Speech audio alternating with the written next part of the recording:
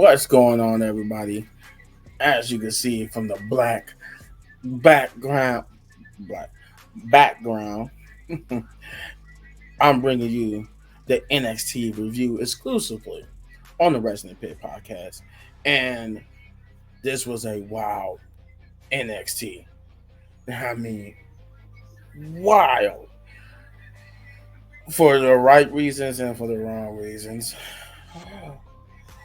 Um, well, today this NXT was presented by a special guest, the female rapper, whatever you want to call her, Sexy Red.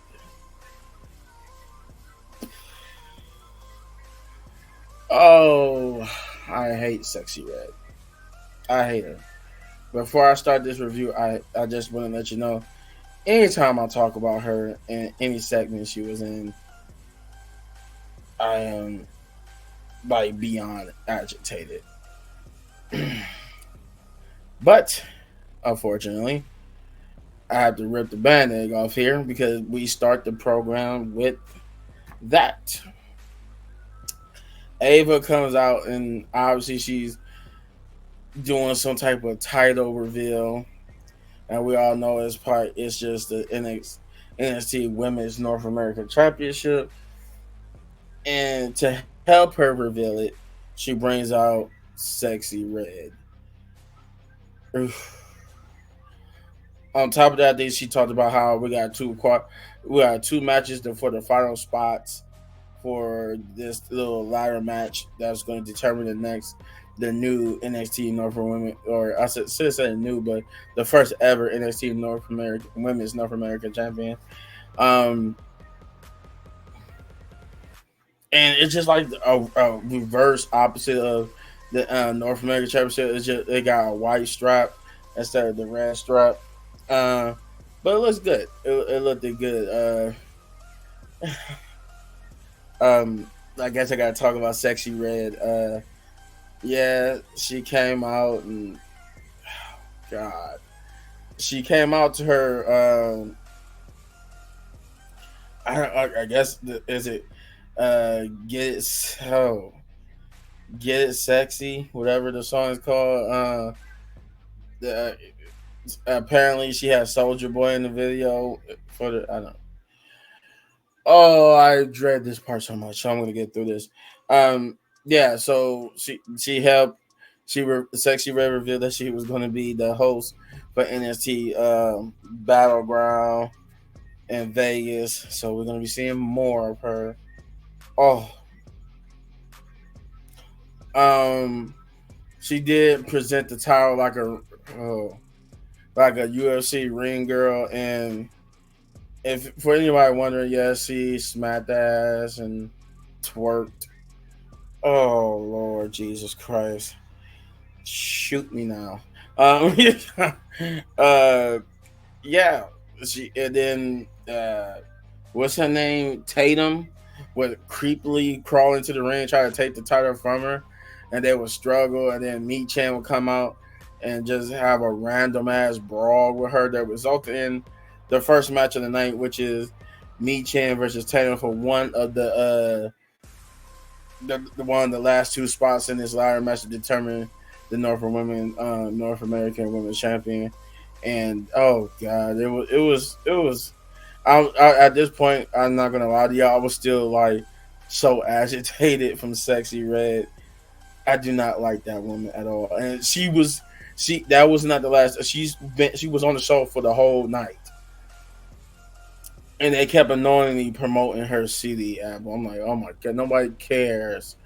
But yeah, the match itself was good. I love that Meat Chan getting some time to shine. Hope with the rumors that Tegan Nox is supposed to be coming back to NXT because they've been trying to get her to come out there to work with her. I actually like that.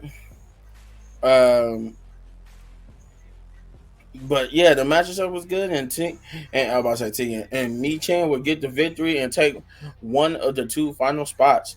The other match I think wouldn't happen for it. Well, I think the other match was like the last two matches of the night. But then we move on to the next match, which is Riley Osborne. That was his name. I'm trying to remember what his last name was.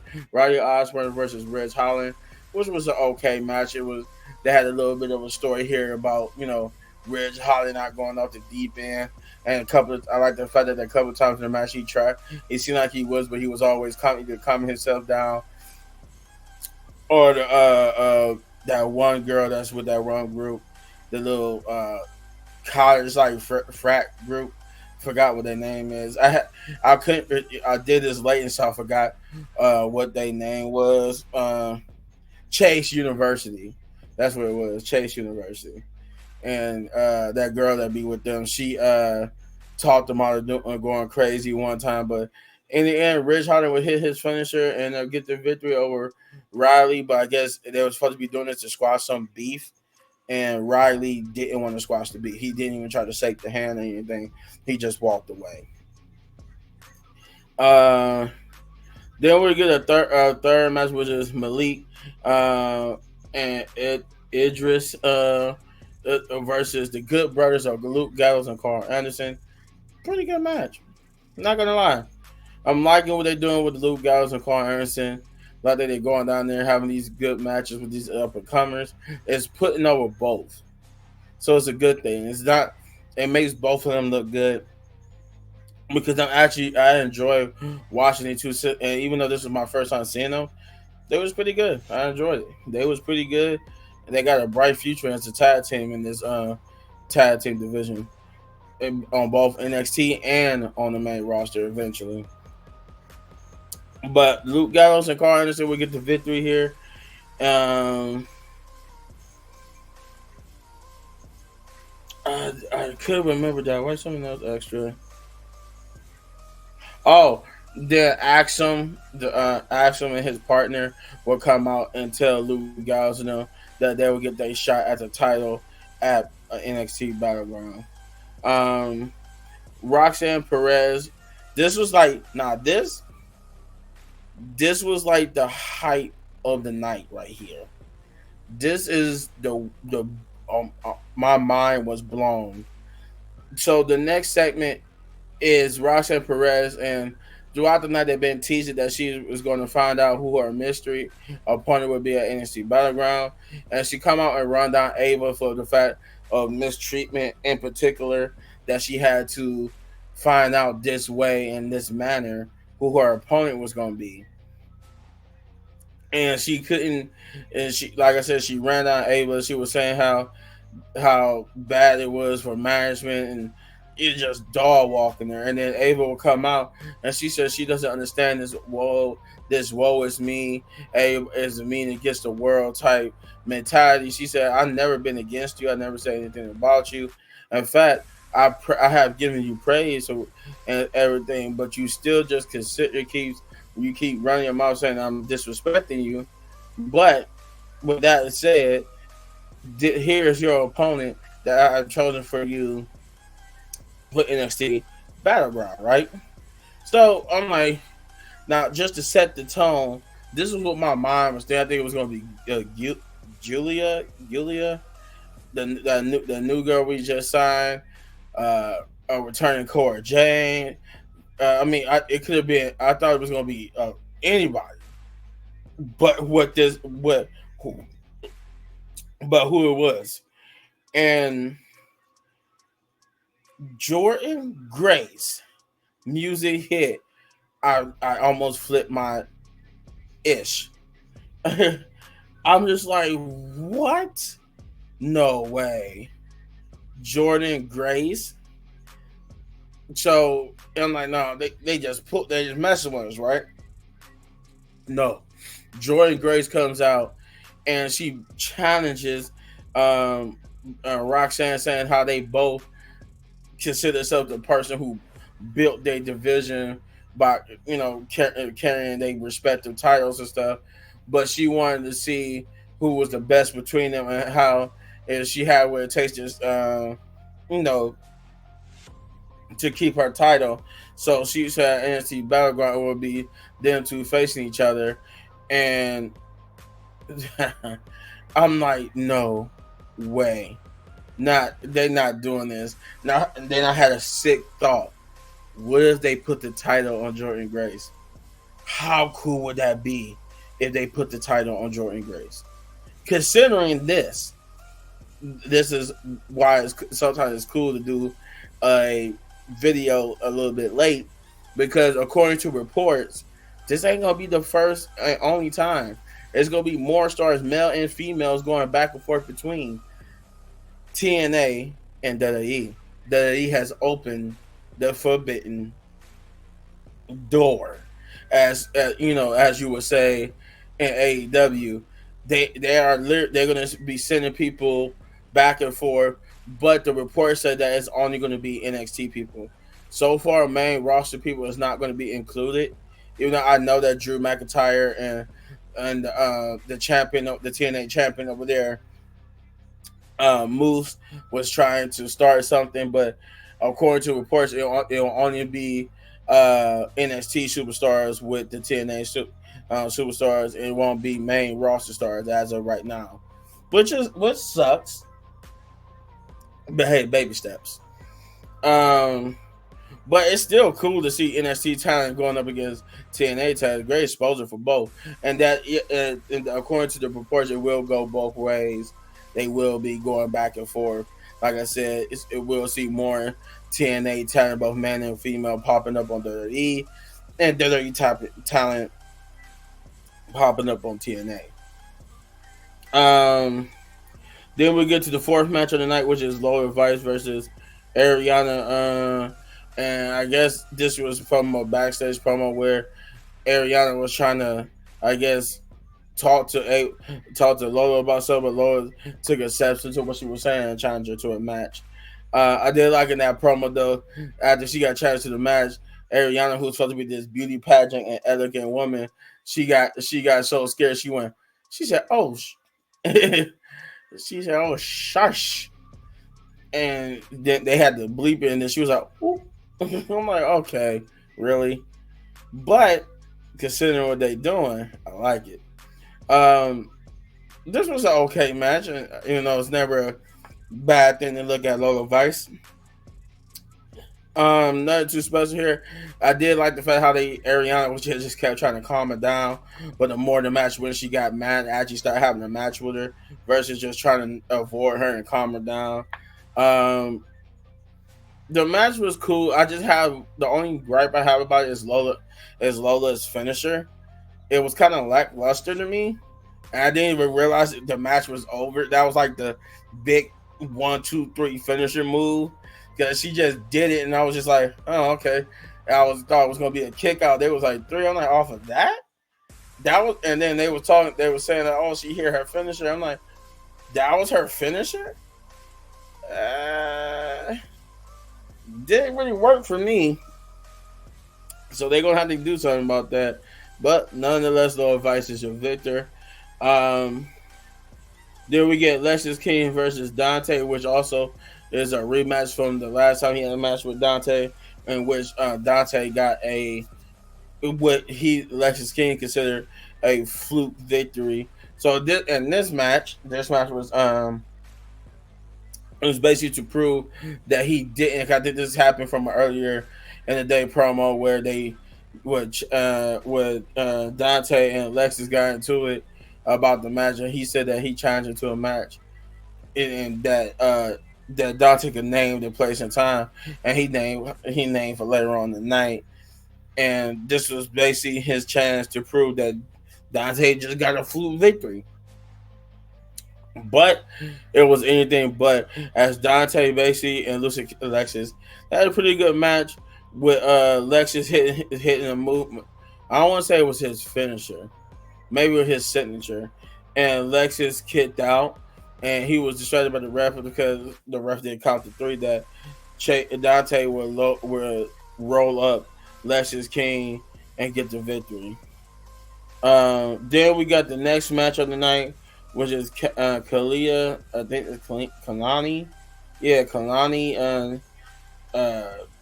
James versus Ren and this was for the final spot in the NXT North American Women's Champion or the NXT Women's North American Championship. And this was a pretty good match. I like Kalani because she reminds me of a female Kofi Kingston, and I think they had said that about her too, that she was the female Kofi Kingston before when she made an appearance at the Rumble. But nonetheless, this was a good match. I enjoyed it. I really did. I enjoyed it, and I'm glad that Kalani got the victory here, and she will take the final spot um, in the women's ladder match for the NXT Women's North American Championship. I like the fact that um, they treating her more like a star and not jobber. But I did like it. I did. Then we got Jordan Grace. I think Stevie was in the office complaining about not having her time to shine or whatever, and she won. She demanded a match, and then we get interrupted by Jordan Grace, who said, "We need. I need to like. I want to show everybody what they're going to be in store for when I first wrestle Perez, and you want time to shine. So it's a win-win. Me and you have a match next week, and this is where the rumors about them working together, and it's not going to be a one-time thing, started to play as Jordan Grace will have a match on NXT next week before her pay-per-view match with Roxanne Perez, which I think is cool. I spit in the face of the people who don't want to be cool. Then we get the main event, which is Trick Williams and Javon versus Gallus, and Sexy Red was at ringside. Oh my god, why is she still here? I hate her so much. Just the thought of just going through this and just realizing that there was multiple times I hated her so much. I refused to write down any time she was there, but I know she was there more than once, and she was at this final main event. And I'm like, oh god, that's horrible. But the match itself was good. I enjoyed Jovan, and I enjoyed Gallus. I got to see more of them. I got to see what they're like, and I like them. They're pretty good. They're a pretty good team. Um, Gallus, and then Trick Williams and Jovan they did good too. Um, I was gonna say they didn't do good, but they actually did good. It just wasn't like Gallus. Gallus had this menace, but I like that confidence too, because I think they was accused earlier in the night of attacking um, the guys that Trick Williams was feuding with his girlfriend's people. Um, but nonetheless, this tag team match was good. I enjoyed it, and I would say Team Williams, Trick Williams, and Jovan, they would win to retain. They would win the match. But he would get Trick Williams get confronted um, by his girl Lass about who attacked her, one of her friends, and before Trick Williams could respond, the lights would go out and come back on. He would get attacked by a man who turned out to be Ethan Page from formerly AEW. They even I like that even a little tease about it. The announcer was like, "Oh my God, Book, wasn't he in AE?" And then Booker goes, "Whoa, whoa, whoa, whoa," because right at that time too, Ethan was getting ready to speak and just put everybody on notice that he's there and he's ready to go. This was a good episode. This was good. The most important thing was this whole Jordan Grace thing, and the fact that this whole Forbidden Door thing is with them two is actually happening. Everything else was solid, pretty decent. I'm going to give this episode NXT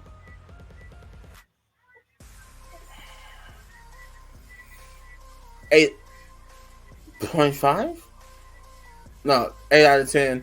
Big ups. But you let me know in the comments up below what you thought of NXT, and if you enjoy, know that you hit this button right here for all of our WWE reviews and other reviews that we have done. And as always, hit that like, subscribe, share, hit that notification button, because if you do, my boy Shane will have a little surprise for you once we reach our goal of 500 subscribers. And as always, he wanted these videos for more of my amazing content, but don't go or art content. But they're going to because we got more videos for you guys coming up soon. Peace.